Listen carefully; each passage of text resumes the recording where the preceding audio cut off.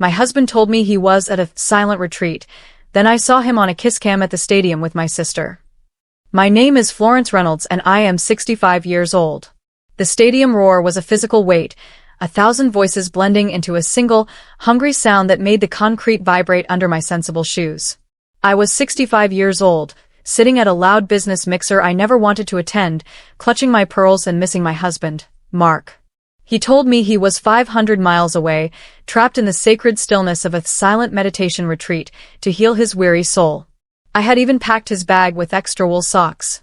Suddenly, the giant jumbotron above the field flickered to life for the kiss cam. The camera zoomed in on a couple in the VIP section, and the world stopped turning. There was Mark. His eyes were closed, his hands were greedy, and his tongue was deep down my younger sister Sarah's throat in terrifying high definition. The crowd cheered for their passion, oblivious to the fact that they were cheering for the death of my heart. My hand went to my purse, where I felt the cold weight of his emergency burner phone, the one he accidentally left on the nightstand. Just as their faces filled the screen, the phone in my bag buzzed with a fresh text from her. I scrambled toward the restroom, my legs feeling like they were made of dry straw. I pushed into a stall and locked the door, my breath coming in ragged, shallow gasps that hurt my ribs. With trembling fingers, I pulled the cheap burner phone from my bag. The screen glowed, illuminating the betrayal in plain text. The message was from Sarah, sent only seconds before the camera found them. It said, "That kiss was better than the ones we hide at home. I am burning for you. I can't wait for the hotel tonight." I stared at those words until they blurred into a messy smudge of ink and light. 30 years of marriage felt like a house made of salt being washed away by a cold tide. I felt old, foolish, and discarded like a piece of broken furniture. Just as I leaned my head against the cold metal partition to cry, a door opened. I heard the clicking of high heels on the tile and then a loud, distinctive laugh. It was my sister Sarah's laugh, coming from the stall right behind me. I froze, holding my breath until my lungs burned. My sister was on her actual phone now, and she wasn't hiding a single thing. I heard her apply a fresh coat of lipstick. The wet, smacking sound made my stomach churn. She started bragging to a friend on the line about how clueless and ancient I was. She laughed about how easy it was to pull the wool over my eyes while I spent my days gardening and cooking Mark's favorite meals. Then, she dropped the biggest bomb of all.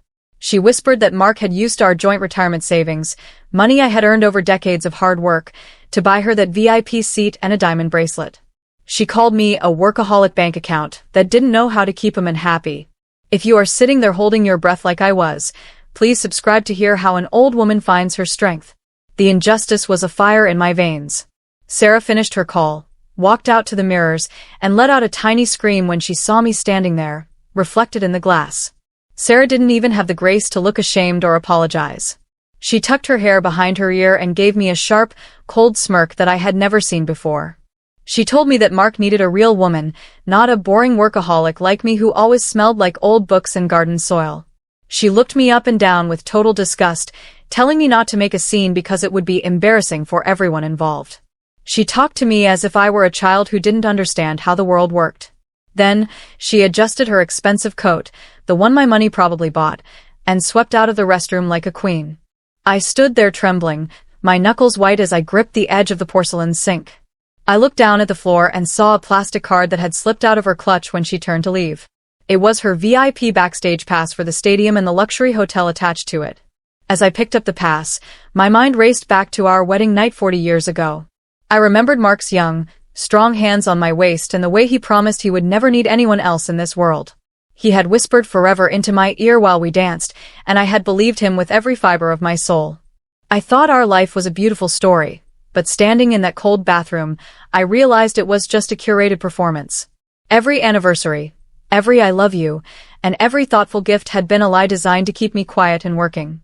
The heat and the sweat of our memories now felt like a fever I needed to break. I looked at the date on the VIP pass and realized the silent retreat wasn't a one-time thing. It was a recurring lie he had used for 3 years to spend my money on my own sister. I realized that while I was praying for his peace, he was preying on my life. I didn't drive home. My house was no longer a sanctuary, it was a crime scene of the heart. Instead, I drove to my office in the middle of the night. Mark often forgot that before I retired to help him with his business, I was a senior forensic accountant. I knew how to find money that didn't want to be found. I sat in the dark office, the blue light of the monitor reflecting off my glasses, and accessed our secure home server. My fingers moved with the muscle memory of a woman who had spent 40 years hunting for hidden truths. Deep inside a hidden partition, I found a folder titled Project Silence. It wasn't about meditation. It was a digital ledger, organized with cold, cruel precision. It contained every cent he had stolen from our life together and spent on Sarah. Every dinner, every secret flight, and every piece of jewelry was listed there, dating back to the very month our mother got sick. Using the VIP pass, I gained entry to the luxury hotel connected to the stadium. My heart was pounding like a hammer against a thin wooden board, but my face remained a mask of calm. I found room 402 and stood in the hallway, listening to the muffled sounds coming from within. I heard the rhythmic thudding against the headboard and those soft, breathless moans that I used to think were reserved only for me. The sound of their betrayal was a physical blow to my stomach, making me want to heave. I reached into my bag, but I didn't reach for the door handle. I wasn't ready to scream yet. Instead, I pulled out a cleaning service card I had swiped from the lobby. On the back, I wrote in my best, steadiest handwriting, "I hope she was worth the $500,000 because that is exactly what you owe the IRS." I slid the card under the door and walked away. By the time I reached the parking lot, my phone began to scream in my bag. Mark called me 20 times in a row, the vibration feeling like a desperate heartbeat. I didn't answer. I drove to our house, hoping to find a moment of peace to pack my things, but the driveway was already occupied by a moving truck. I walked inside and gasped. The walls were bare. My favorite paintings were gone, and the shelves were half empty. Mark had been moving my life out while I was supposedly at work earlier that week. He hadn't been at a retreat. He had been erasing me. I walked into the kitchen and found a thick stack of papers resting on the island where we used to eat breakfast. It was a divorce petition, but it wasn't a standard one. He was suing me for emotional abandonment and demanding lifetime alimony to support his new lifestyle with my sister. Before I could even process the papers, my phone rang again. This time it was my mother. I answered, expecting comfort, but all I heard was sobbing and vitriol. Sarah had already called the entire family, spinning a web of lies. She told them that I had been having a long-term affair with a younger man and that Mark was the heartbroken victim trying to save his dignity. She told everyone that I was mentally unstable and had been stealing from Mark's business for years. My own mother, the woman I had cared for during her hip surgery, told me in a cracking voice not to show my face at Sunday dinner. She told me I was a disgrace to the family name and that Sarah was the only one looking out for Mark's well-being. If you've ever been stabbed in the back by the people you love most, hit subscribe to see how I fought back. The next morning, I went to the bank to withdraw my personal inheritance, the money my father had left specifically to me. I needed a war chest for the legal battle ahead. The teller, a young woman who usually smiled at me, looked at me with deep pity and didn't meet my eyes. She tapped a few keys and then shook her head slowly. "I'm so sorry, Mrs. Reynolds, but the account was drained this morning via a power of attorney signature," she whispered. My legs nearly gave out. That money was my only safety net. I asked to see the document, and when she turned the monitor around, I saw my own signature staring back at me. It was perfect, but I knew I hadn't signed it. Mark had sat beside me while I slept last week, using my hand or a tracing light to forge my name and steal the last of my independence. I walked into my office on Monday morning, trying to keep my head high. I needed to focus on work to keep my mind off the empty house and my mother's cold voice. But as I reached my desk, I saw Mark standing there. He wasn't alone. He had a burly security guard by his side. Mark didn't look like the man I had loved for 40 years. He looked like a shark. He told me, in front of all my younger coworkers, that he was placing me on administrative leave. He claimed he didn't feel safe with me in the building because of my erratic behavior and the fake affair Sarah had invented.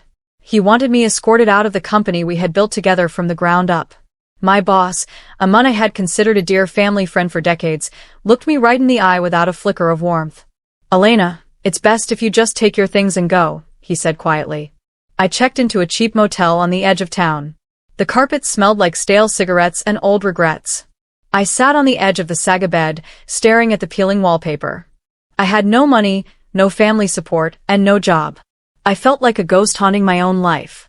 To keep from falling into total despair, I pulled up the kiss cam footage on my tablet again. I watched it over and over, looking for a reason why they would be so bold. On the 50th viewing, I noticed something in the background of the shot. While Mark and Sarah were locked in their embrace, a man in a dark, expensive suit was standing in the shadows of the VIP box. He was handing Mark a thick, yellow envelope. I froze the frame and zoomed in until the pixels blurred. The man's face became clear. He was a prominent member of the city council, a man known for his law and order speeches. The man in the video was Commissioner Vance. My heart began to race as the pieces of the puzzle started to click into place. Mark wasn't just a cheating husband, he was a middleman. I realized he was laundering bribe money for the commissioner through Sarah's new high-end fashion boutique. That's why the business had grown so fast despite having almost no real customers. Sarah wasn't selling clothes, she was selling silence and clean cash. Everything I had built, my career in forensic accounting and my reputation, was being used as a shield for their crimes. I finally understood why they needed me out of the picture so badly. I was the only person in their circle who actually knew how to read the books and spot the irregularities. They didn't just want to leave me, they had to destroy me to keep their secret buried deep in the shadows. I knew I couldn't fight the city council and Mark alone. I reached out to David, Mark's former business partner. Mark had always told me David was crazy and unstable after their falling out 5 years ago. Now, I realized that was probably a lie, too. I met David in a dark corner of a public park where the streetlights were broken. He looked tired, but his eyes were sharp. He didn't seem surprised to see me. He told me that Mark had pulled the same trick on him, stealing his shares and ruining his reputation before he could blow the whistle. David reached into his jacket and handed me a heavy silver key. "This is for a storage unit on the north side of town," he whispered. "Mark didn't just screw you over, Elena. He screwed the wrong people, and he left the evidence right under your nose." I drove to the storage unit at 3 in the morning, the silver key feeling cold against my palm. My hands shook as I slid the door upward. The unit was filled with tall wooden crates labeled high-end Italian silk and designer shoes. They were addressed to Sarah's boutique. I grabbed a crowbar from a nearby toolbox and pried the lid off the nearest crate. My breath caught in my throat. It wasn't silk or cashmere inside. It was row after row of black boxes filled with industrial-grade surveillance equipment and high-tech sensors. I checked the serial numbers on the side. My blood ran cold when I realized what I was looking at. This wasn't just local corruption, this was stolen military-grade hardware. Mark and the commissioner were trafficking state secrets and high-tech gear through a dress shop. If you want to see how this grandmother turned into a secret agent for justice, hit subscribe right now. The next afternoon, my phone buzzed with a text from Mark. He wanted to talk at the old gazebo where he first proposed to me. I arrived to find him looking handsome, wearing the expensive cologne I had bought for him on our last anniversary. He acted regretful, his voice soft and low as he tried to touch my hand across the wooden railing. He spoke about our long history and how he hated that things had turned so ugly between us. For a moment, he almost looked like the man I used to trust. But as he leaned in, I noticed a slight, unnatural bulge beneath the fabric of his polo shirt. He was wearing a wire, trying to bait me into an emotional outburst. He wanted me to admit to the fake affair or threaten him so he could use the recording to finish me off in court and seal my fate. I didn't scream, and I didn't cry. Instead, I leaned in very close, whispering as if I were about to give him the kiss he was pretending to want. I saw his eyes light up with a cruel spark of victory. He thought he had successfully manipulated an old woman's heart one last time. He leaned his ear toward my lips, waiting for my surrender. I whispered 6 words that changed everything. "I know about the storage unit, Mark." I watched the color drain from his face in an instant, leaving him looking ghostly and hollow. He pulled away from me so fast he nearly tripped over his own feet. The mask of the grieving, regretful husband shattered, replaced by a look of pure, cold terror. He looked at me as if I were a stranger, realizing for the first time that his boring wife was actually his greatest threat. Mark dropped the act completely. His voice turned into a sharp hiss that reminded me of a snake. He told me that if I breathed a single word about those crates to anyone, Sarah would go straight to the police. He claimed they had a file ready to prove I had physically attacked her in a jealous rage. He leaned in close, his breath smelling of peppermint and malice, and told me they had the bruises ready to show the officers. Before I could even respond, my phone chimed with an incoming message. It was a selfie from Sarah. She was sitting in front of a vanity mirror, and her face was covered in realistic, purple and blue makeup bruises that looked horrifyingly real. She was smiling at the camera, holding a bag of ice to her cheek, mocking my helplessness with a wink that turned my blood into ice. The walls began to close in. I found myself blocked on every social media platform by my friends and remaining family. I saw a new post from a cousin showing Sarah wearing my mother's heirloom pearls, the ones I was supposed to inherit. Mark was being celebrated in the local news, named Man of the Year, for his upcoming charity gala. I felt like a prisoner in my own motel room. One evening, while I was changing, I noticed a tiny, blinking red light hidden inside the smoke detector. My heart stopped. They were recording me, hoping to catch me in a moment of weakness or undress to further humiliate me. They were watching my every move, waiting for me to break. If you think they pushed this grandmother too far, hit subscribe to see what happens when an old dog bites back with a vengeance. Just when I felt I couldn't go on, I found a small, handwritten note tucked under my windshield wiper. It was from David, the crazy partner. It contained a username and a password for Sarah's private iCloud account. I rushed back to my motel and logged in using a secure VPN. My eyes widened as the folders loaded. It wasn't just photos of her and Mark on vacation. There were hidden videos they had recorded in secret. I clicked on one and felt my heart shatter into a million pieces. It was a video of Sarah and Mark sitting at our kitchen table, laughing and drinking my expensive wine. They were mocking my parents, calling them old bags of bones, and detailing a plan to retire them to the cheapest, most neglectful nursing home they could find after they successfully stole the deed to my parents' house. I watched the video again, my eyes burning with a mixture of salt and fire. On the screen, Sarah leaned back in my favorite armchair, twirling a lock of hair around her finger. She laughed about how easy it would be to convince our parents that I was the one stealing their medicine. They talked about the house as if it were already sold, splitting the profit to buy a yacht in the Mediterranean. I checked the Ring camera feed for my parents' house and saw them sitting on their porch. They looked so small, so old, and so tired. They believed their eldest daughter was a monster because of the lies Sarah had planted. My heart didn't just break, it hardened into a block of black ice. I realized that crying was a luxury I could no longer afford. I wiped my face with a rough motel towel, picked up the phone, and called the only person in this city that Mark was truly terrified of. I arranged a meeting with Councilman Miller, the bitter rival of Commissioner Vance. We met in a dusty library where the smell of old paper felt like home. I didn't ask for money, and I didn't ask for a lawyer. I opened my laptop and showed him the connection between the stolen military tech and Vance's campaign donations. Miller's eyes went wide as he realized I had handed him the keys to the city. But I didn't give him the files for free. I told him I wanted a front row seat at the Man of the Year gala. I wanted to be in the room when the lights were the brightest. He reached into his pocket and handed me a thick, gold-embossed invitation. He looked at me with a newfound respect and a hint of fear. "The silent retreat is about to get very loud, Florence," he whispered. I took the card, feeling the sharp edges against my palm. I spent every last dollar of my hidden emergency cash on a dress that looked like a sheet of liquid gold.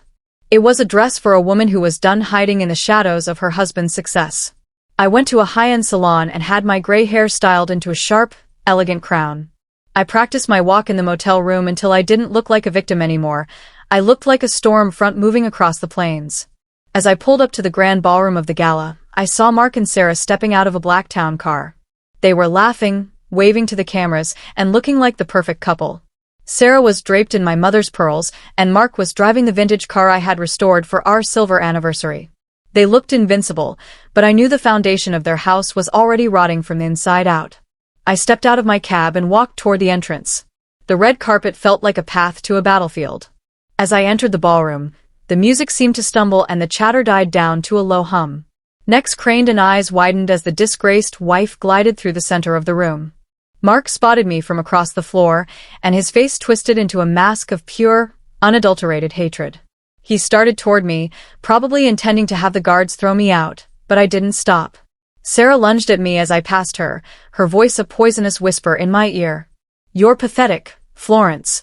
Go back to your motel and die quietly," she hissed, her eyes darting around to make sure no one was watching. I just looked at her and smiled, a cold, slow expression that made her flinch. "Enjoy the music, Sarah," I replied. "It's the last thing you'll ever hear for free." The lights dimmed, and the Man of the Year tribute video began to play on the massive screens. Mark stood on the stage, his chest puffed out, waiting for the applause to wash over him. But instead of the footage of his fake charity work in the local soup kitchen, the Jumbotron flickered and showed the stadium kiss cam footage. The entire room gasped as they saw Mark's tongue down my sister's throat in 4K resolution. The silence that followed was heavy and suffocating. Before anyone could move, the audio switched.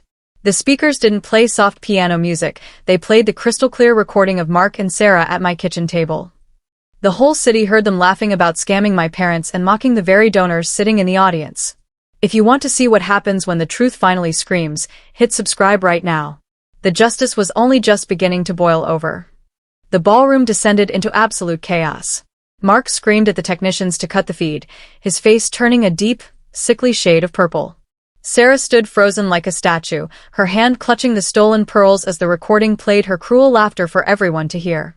While the security team scrambled toward the AV booth, I pulled out my phone and hit a single button. I had set up a mass email and text blast using Councilman Miller's private server. Simultaneously, every guest in the room felt their phone ping. It was a PDF of the Project Silence ledger, detailing every bribe, every stolen cent, and every illegal transaction Mark had ever made. The murmurs turned into shouting as prominent businessmen realized Mark had been cooking the books with their money. At table 4, 4 men in gray suits stood up in perfect unison. They were IRS agents I had tipped off earlier that morning. As the agents moved toward the stage, I signaled to the tech crew to switch the video feed one last time. The screens flickered to a live satellite feed. In real time, the audience watched as a fleet of police cruisers surrounded Sarah's high-end boutique. The front glass shattered as officers swarmed the building. The cameras caught every detail as the heavy wooden crates I had found were hauled out onto the sidewalk. When the lids were pried open in front of the local news cameras, the stolen military-grade surveillance tech was exposed for the world to see. The crowd in the ballroom watched in stunned silence as the truth of the treasonous smuggling ring was laid bare. Sarah turned to Mark, her voice cracking into a shrill, terrified scream that echoed off the high ceilings. "You said she was too stupid to find it. You said she was just an old lady." In the back of the room, the heavy oak doors opened. My parents walked in, supported by David, the partner Mark had tried to ruin. They had watched the entire video of Sarah's plan to throw them into a neglectful nursing home. My mother, usually so frail and quiet, walked straight up to the stage with a fire in her eyes I hadn't seen in years. She didn't say a word. She simply reached out and slapped Sarah so hard the sound rang through the silent ballroom like a gunshot. Sarah fell back against the podium, sobbing and gasping. My father, among a few words, looked at Mark with a cold, piercing stare that made my husband wither. "Where is my money, son?" he asked, his voice steady and low. "Where is the life you stole from my family?" Mark couldn't even look him in the eye, he just stared at his polished shoes. I walked onto the stage and took the microphone from Mark's limp hand. I looked out at the crowd and revealed the final piece of the puzzle. I explained that I had found the forged power of attorney documents and the evidence of how Mark had used my hand to steal my inheritance while I was drugged with sleeping tea. Because the signature was a forgery, every single contract, bank transfer, and business deal Mark had signed for the last 30 days was legally void. He had essentially signed his own confession in my name. A man in a dark suit walked up the stairs, the local bank manager who was also a high-ranking reserve police officer. He pulled a pair of silver handcuffs from his belt. "Mark Reynolds, you are under arrest for multiple counts of felony fraud, forgery, and interstate theft," he announced, his voice booming through the speakers. Sarah realized the ship was sinking and tried to bolt for the side exit. She gathered up the heavy skirts of her expensive gown, the one she had bragged about buying with my stolen retirement funds. But the floor was slick from spilled champagne, and her high heels betrayed her. She tripped over her own greed and went flying forward, landing headfirst into the large decorative fountain in the center of the lobby. She came up shivering and soaked, her expensive hair extensions floating around her like seaweed. The crowd moved to the edge of the balcony to watch her fall. I walked to the edge of the fountain and looked down at my sister, who looked more like a drowned rat than a queen. "You wanted the spotlight and my life, Sarah," I said, my voice dripping with icy satisfaction. "Now you've got it. I hope the water is as cold as your heart." Mark looked at me from the stage, his eyes darting toward the lawyers he had hired with my money.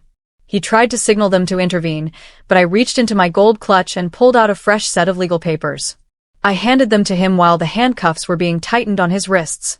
I explained to the room that since he had used the Project Silence funds to pay his legal retainers, those accounts had been frozen by the IRS as proceeds of crime.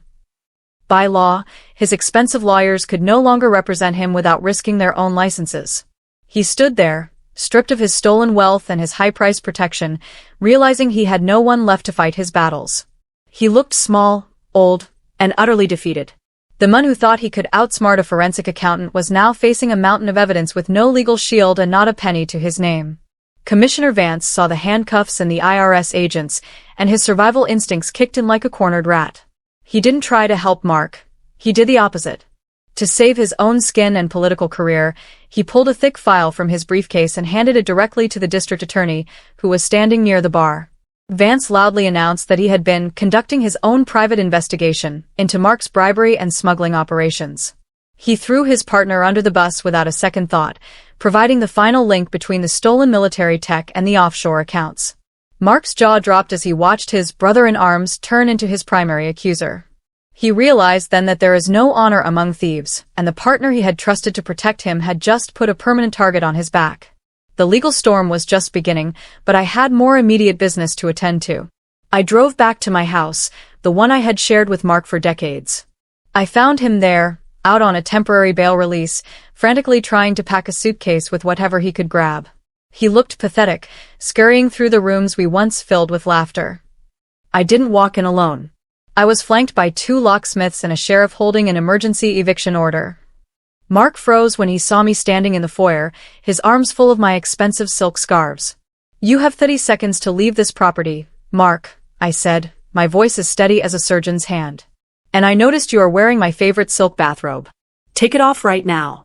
You aren't taking a single thread of my life with you." Mark realized he had no choice. Under the watchful eye of the sheriff, he was forced to strip down to his underwear in the middle of the driveway. He stuffed his few remaining belongings into a black trash bag, looking nothing like the man of the year he had been just hours before. As he walked down the sidewalk, the neighbors he had spent years trying to impress came out onto their porches. They didn't offer help, they held up their phones. The image of the powerful Mark Reynolds walking through the suburbs in his boxers with a garbage bag went viral on TikTok within the hour. The caption read, "The silent retreat is over. If you want to see how a woman reclaims her home and her dignity, hit subscribe." The final audit of his life was almost complete, and the balance was 0. 2 days later, my phone rang. It was a collect call from the county jail. It was Sarah. She was crying hysterically, her voice sounding thin and ragged. She tried to blame everything on Mark, claiming he had groomed her and forced her to participate in the fraud. She begged me to post her bail, promising she would testify against him if I just got her out of that cold, crowded cell. I sat in my quiet kitchen, listening to her lies one last time. I didn't interrupt her. When she finally paused to catch her breath, I simply played the recording of her laughing about my stupidity and her plan to steal our parents' home. The silence on the other end of the line was the most honest thing she had ever given me. I didn't say goodbye. I just pressed the end call button and blocked the number. I returned to my office at the firm, but this time the security guards stepped aside and bowed their heads. My reinstatement as CEO was signed by the board of directors before the sun had even set. I sat in my old leather chair, breathing in the scent of mahogany and victory. I began a final, deep tissue audit of every account Mark had ever touched. I spent 3 days digging through digital graveyards and ghost servers. That is when I found one last hidden account tucked away in a shell company based in the Cayman Islands. It wasn't a mountain of cash or a stash of gold. It was a digital deed for a luxury beachfront house Mark had purchased in Sarah's name. As I traced the original wire transfer, my heart hammered against my ribs. He had bought that house using every penny of my mother's secret life savings, intended for her end-of-life care. I didn't just take the house back through a legal clawback, I did something much better. I worked with Councilman Miller to fast-track the permits, and within a month, the beachfront property was transformed. I turned the mansion into the Linda House, a high-end shelter and recovery center for spouses who had been betrayed and financially ruined. I named it after my mother to restore the dignity they tried to strip away from her. I invited the local press and national news crews for the official ribbon-cutting ceremony. I made sure the event was scheduled for the exact same morning as Mark's final sentencing hearing. As I snipped the red ribbon in front of a cheering crowd, I felt the last of the heavy chains around my heart snap. My mother stood beside me, wearing a new set of pearls and a smile that reached her eyes for the first time in years. The day of the sentencing arrived with a cold, gray sky. Mark was led into the courtroom in a bright orange jumpsuit, his hands and feet shackled. He had lost 20 pounds, and his hair had turned completely white. Sarah sat in the second row of the jury box, also in a jumpsuit, waiting for her own fate. For the first time, there was no passion or secret glances between them. They glared at each other with pure, concentrated vitriol. Mark was sentenced to 15 years for fraud and interstate theft. Sarah received 5 years for conspiracy and witness tampering. As the judge read the final words, Mark snapped. He turned and screamed at my sister, his voice echoing off the marble walls. "I never loved you, you greedy brat. You were just a cheap way to get back at Florence." The bailiffs had to tackle him to the floor. 6 months into his sentence, I received a thick envelope in the mail. It was a letter from Mark, written on thin prison stationery. He begged for my forgiveness, claiming that the darkness had finally left his soul. He wrote about our hot nights and the early years of our marriage, clearly hoping his old charm could still work on me. He asked if I could send him some money for the commissary and perhaps visit him to talk about closure. I didn't even read the second page. I walked to my desk, pulled out a high-resolution photo of the Jumbotron from that fateful night at the stadium, and slipped it into an envelope. I didn't write a single word of my own. I just licked the seal and mailed it back to the prison. Silence is golden, Mark, and I finally have all the gold I will ever need. I am back at the stadium tonight, sitting in the very same section where my world once ended. But this time, I am surrounded by my parents and my true friends.